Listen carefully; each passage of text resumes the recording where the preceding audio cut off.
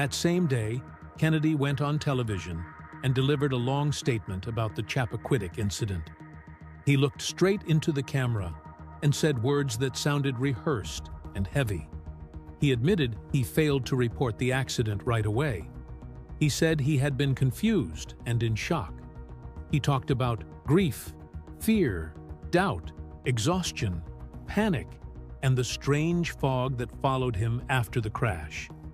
He claimed he swam 500 feet across a channel in the dark, trying to find help, and nearly drowned on the way. People watched carefully, trying to see if he was truly remorseful or simply trying to save his career. When he finished, the country felt no relief. His words were too neat and too inconsistent, and the speech only strengthened the belief that something important was missing from his story. Within a year of Mary Jo's death, her parents, Joseph and Gwen Kopechne, met with Kennedy twice. These meetings happened privately at his request, and the family walked into them hoping for answers. Instead, they left feeling lost. Gwen later said the meetings were ridiculous because nothing new was ever said, nothing explained, nothing healed. Kennedy never told them what happened during the hours after the accident. He never explained why their daughter remained in the submerged car while he walked away and waited to report it. Each time the Kopechnes sat with him, they hoped he would finally speak openly.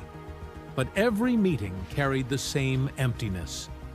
They felt their grief was being managed, not comforted, and the silence that followed them home grew heavier each time.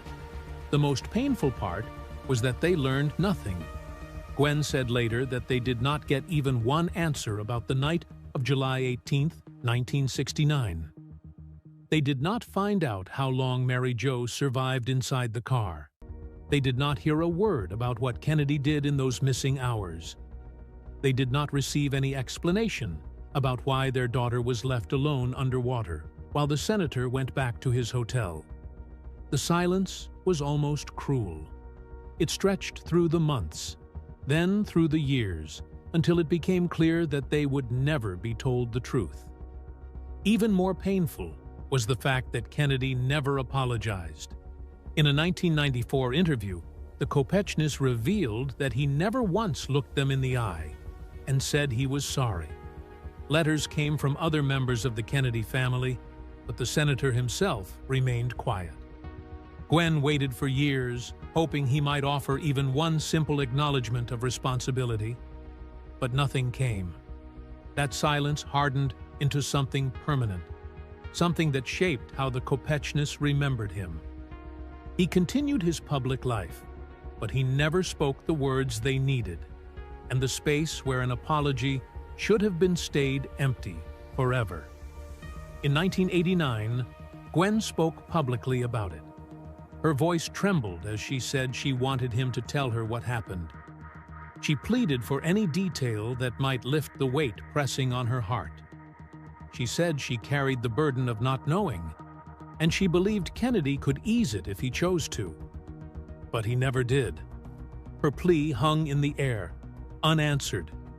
She waited for a long time. Nothing changed. The silence she received was the same silence she had carried since the day her daughter died.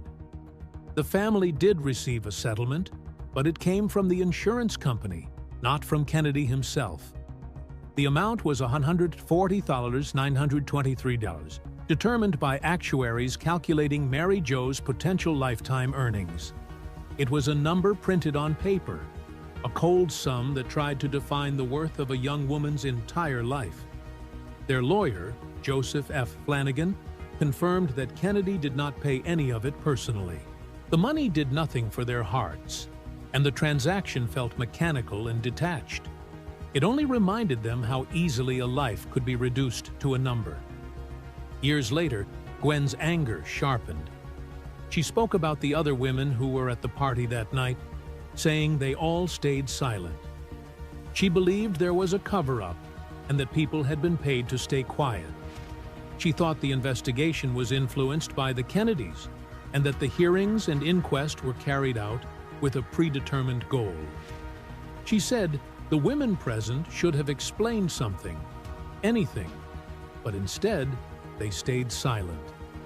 That silence fed her belief that the truth had been buried along with her daughter. Joseph Kopechny shared something even more heartbreaking.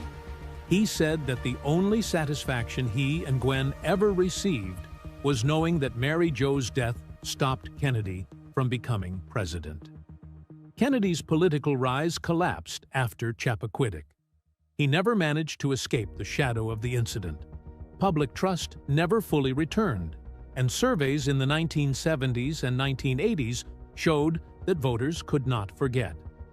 Joseph said Kennedy cared more about himself than about Mary Jo, and that every meeting they had with him felt hollow. The silence of the party attendees added to the mystery. Almost every person at the gathering avoided speaking about the night for decades. The women who were there were described as quiet and withdrawn, while the men insisted they had nothing more to say. Journalists tried asking questions over the years, but interviews were refused and stories stayed vague. Their unwillingness to speak pushed people to believe they were pressured or paid, or simply too frightened to reopen the wound. The truth stayed locked away, and no one who was there ever broke that silence. Then new information surfaced. In 2025, secret tapes recorded by journalist Leo Damour in 1988 came to light. They were found in a briefcase hidden under a bed belonging to one of his attorneys. These tapes included interviews with Joe Gargan, Kennedy's cousin. On them, Gargan admitted that Kennedy asked him to lie about who was driving the car. Damour had long believed he was being watched and threatened during his investigation, and the tapes confirmed some of the darkest suspicions.